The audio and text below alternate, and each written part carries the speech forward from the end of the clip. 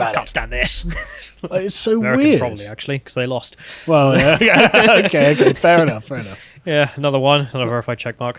Half Romanian, half Chinese. Thanks for bringing up her blood again. Like, that's the important part about her. Yeah, nothing. They just can't get over themselves, and it's ridiculous. Have we even asked her what was, the deal behind it? She might have been like, well, it was the standards that really made me just get up every morning and was like, no, I really should go. Who knows? I don't know. I'm making this up. But no, it's our blood. Yeah, exactly. The blood. But anyway. That's what they're defaulting to, isn't it? It's like, look, it's something that came from not Britain that made her great. It's like, yeah, thanks for that. Yeah, so there's another sickening moment in British politics. Yeah. If we go to the next one, someone pointing out that, of course, they're only talking about tennis. Sorry, they have nothing to say about tennis. That's a great point. Nothing to say about tennis, any of them. Exactly. They don't have anything to say about the tennis. Nor the self-discipline, nor the personal accomplishment, nor the personal trials she may have endured to get to this point. No, we're bringing up her blood. Let me talk about her race. You know what's funny, though? There would actually be a valid conversation to be had about some of her heritage, because she did a video saying thank you to her Chinese fans in Chinese. Like sure. She speaks Mandarin. She says thank you, love you all in the video, and it's like, yeah, that could be a conversation, but no, the bloodline. It's the blood. Yeah. Like the fact that she's half Chinese. She speaks some Chinese and then said thanks on Chinese media because, tennis, international thing. I mean, if, I suppose, I guess, did she do one in Romanian? Not that I'm aware of. But I don't know. Anyway, so there's that, which, is gross. So there's an article on this on Lotus.com about this, that he can't slam for race baiting over the comments. Some of the other responses in here I thought were interesting to go through. It cracks me up how much of a man that Sadiq Khan is. Yeah, it really is. So Dr. Rakib like a child. Ehsan, a writer on race, culture and identity and research at the Henry Jackson Society, wrote, if you're going to use Emma Ridkaru's outstanding achievement to peddle your identity and diversity politics, at least be respectful enough to spell her name correctly, because apparently Sadiq Khan actually spelled it wrong. Yes. Which, he was in a rush. Politics waits for no one. There's also Lawrence Fox making the point, no one cares about anything other than the fantastic day for Emma, not about ethnicity or backgrounds, diversity of thought and skills, all that. I mean, she grew up in Britain from the age of 2. She's not going to know any other culture. She's going to be British. There's no question of it. Also, a fantastic part of this is all the just randos saw through this, like anything, because it's obvious BS. So we'll just have a few here. So first one, if we go to the next tweet. So first one from, I think it was Rachel or something? Yeah, Rachel. Yeah. Just remember, if you are an immigrant, the left will always own you. Yeah. And your successes is their successes. Yeah. The diversity is our strength. That's exactly. And I love this as well. Honestly, Emma won because of her hard work, grit, determination, and perseverance. Again, all British values. Hardcore British values, but old Sadiq can't wait to jump in and share her limelight, and not just share her limelight. Hey, your limelight was because of my politics. That's why. Let's talk about your race now. No, I don't care how much you trained. No, I don't want tennis. Tennis? What are you talking about? Tennis? Like, Mum, who's this old man? Stranger danger. Yeah, exactly. Exactly. Identity. Yeah, it's gross, isn't it? Oh, it's weird. So we go to the next one. We have some other ones of this. So some people talking about we are celebrating. So someone asking where can we celebrate her achievements. So this person says we are celebrating. We are celebrating the fact that someone who was not born British came here and worked hard and succeeded. It just proves that you don't need to be born British to be British. Immigration is a good thing. It makes her sound like she thinks that literally the immigrants are a kind of underclass who are supposed to work hard for them. Those native, ethnically born Brits. Put our legs up. Just relax. Don't do any work. Yeah, well, we've got the immigrants, because immigration is a good thing. And I suppose if you basically view immigration as a form of slave labour, you would think it was a good thing. Yeah. Well, who's going to clean our toilets, as the lady from California said. Oh, no, that was Ozzy Osbourne's daughter. Yeah. We need the Mexicans to clean our toilets. And I'm getting strong energy, same energy from Roxy Cox here. Rainbow flag in the bio. Yeah. Of course. So there's one more of these. So if we go to the next one on this, someone else. Stop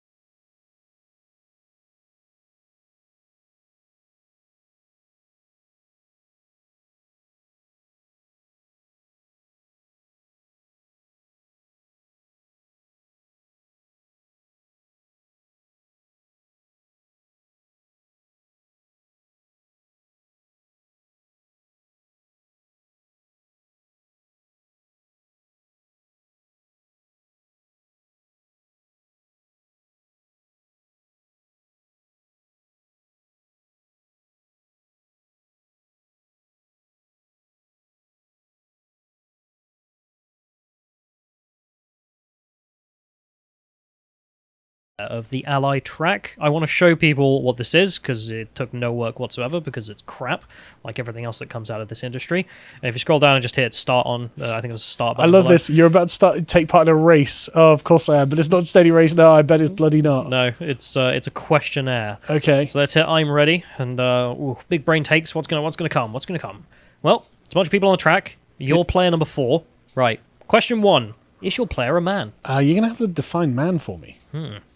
So there is no middle button, so it's just yes or no. I guess we'll go yes. Yep. Oh, look, your character went longer than other people. Does your player identify as white? I don't know. Does Emma Radenchow, whatever her name is, does she identify as white? Romania is white. Yeah, well, I noticed that none of them were saying she was a woman of color or anything. Yeah, because, it's like, I don't care, but it's one of those things that you're going to have to make a decision on. Yeah. So we just click through, just click the yes to all of them because this is all pointless. Let's see how great white men are in the BBC's opinion. No, I think if you hit yes to all of them, you end up at the bottom. So just keep hitting yes. Okay. Just keep hitting yes. Just keep going. It's 20 questions of just absolute nonsense, and you can see the different characters moving around. I want to know the privilege scale. Yeah, but I want to know what the numbers are here and how they came to those numbers. How did they know that this was numerically more superior to whatever else? Oh, it's a simple thing. It's like if you're a man, you get 2 points. If you're a woman, you get 1. Yeah, it's but that why? kind of nonsense. Why? What? Literally Quranic levels of they're worth half. Not going to think about it in any meaningful sense. Anyway, and then the results here is just something they want to power into the workers of Britain, identifying disadvantage. And it's a list of statistics, which are all equality of outcome doctrine. Hi there, minorities. Let me tell you about your disadvantages. That's right, I'm a progressive. Yes, you're all worthless. Literally telling them they're inferior. Yes. That is what this entire thing is about. You can see the first one there. 1 in 13 Bloody people hell, at management levels in private sector businesses are from a black, Asian, or minority ethnic background. I don't actually know if it's because they suck? What are you saying? What is 1 over 13 anyway? I can't do that math in my head real quick. So 7%? Yeah, okay, that's only, I think that's 60% of the proportion of low-paid employees were women. Are you saying that that's the women are losing? Are you saying they suck? Up your game, women? What are we saying here? No, it's just you're forever disadvantaged and there's no way you can make it in the big world. It's scary. But it seems like a way of shaming them. Yes. Right? Because if it was like, look, 60% of my children were low-paid employees, I'd be like, do better. Yeah. Why are you doing so badly? There's an even more stark version of that, which if you scroll down a little bit here, 50% poverty rate for Muslims compared to 18% for the whole population. Whose fault is that? Sorry, are we purposely trying to keep Muslims in poverty? It's not happening. It's not a thing. We know why that's the case as well. Yeah, so it's all equality of outcome garbage that you'd expect from leftists, and I thought I'd end this off by just mentioning how much she gets paid to make this kind of crap. £267,000 a year for a 3-day work week. 3-day week. Fantastic. Nice work if you can get it. Shame I wasn't born as a black woman because I'd do the same thing with those kind of incentives. Oh, I would too. But I was just born with the wrong blood, you see. But anyway, there are some people who could do something about this, which would be Nadine Dorris and the Conservatives. Yes, get rid of this, defund the please. BBC. Yeah. If you enjoyed that segment from the podcast The Lotus Eaters, you can go to lotuseaters.com to get access to the full premium content we have on the site. Yeah, we've got some really good stuff. Like podcasts, we can't really put up on YouTube or other public domains because we're dealing with sensitive subjects and we don't want to be misconstrued in what we're saying here. The most recent one I've done is the Progressing to Destruction podcast, which is talking about the actual impact of immigration on the United Kingdom. There are lots of progressive arguments on how the ethnic diversity of the restaurants that you're enjoying has nothing but positive results for the United Kingdom, and that's not true, and we can actually see some of the consequences of this. And so I go through that in detail. We also have our regular series, such as the Epochs of the Lotus Eaters, where we talk about history, myself and Bodade.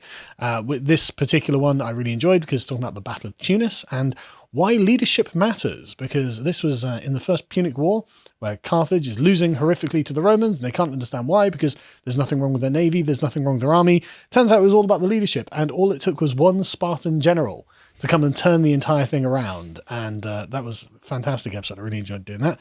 And we also have the Contemplation series that Josh and Hugo do. This is really interesting, where they just take an interesting subject and go through it in meticulous detail. This particular episode is the science of conformity, and you may well have seen lots of people still wearing their masks in the UK and elsewhere, even though you don't have to. And this goes into why psychology shows that people happen to do this kind of thing. We also have lots of premium articles, again, dealing with subjects that often are not something that you can adequately have a conversation with a bad faith actor. This particular one is free speech and the trope of gay parenthood, which immediately you think, okay, this is going to be politically incorrect in some way, but it's not really. It's actually a very delicate article expressing concern that this is yet another subject where the results aren't in, we don't know what the consequences of this are, and yet we're still not allowed to question the premise. And it's because of the current political environment that we're in. Also, there are lots of other just very interesting and informative articles, such as one by Hugo about how overpopulation isn't real. It's not a real thing. And yet we're constantly told that it is. But the Earth is enormous. And it turns out it can hold billions more humans than we actually have. So, interesting that. And we also have loads of very interesting interviews with people who you may not have heard of, such as Hatton Tash, the lady who was attacked, a Christian lady who was attacked at Speaker's Corner for questioning Islamism. She was stabbed in the head.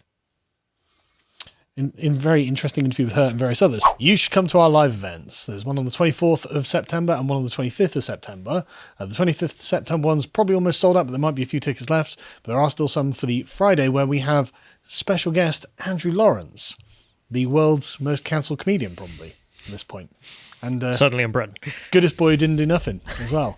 Very much. I'm a big fan of Andrew Lawrence anyway, so I'm really glad that he's going to be our special guest on that day.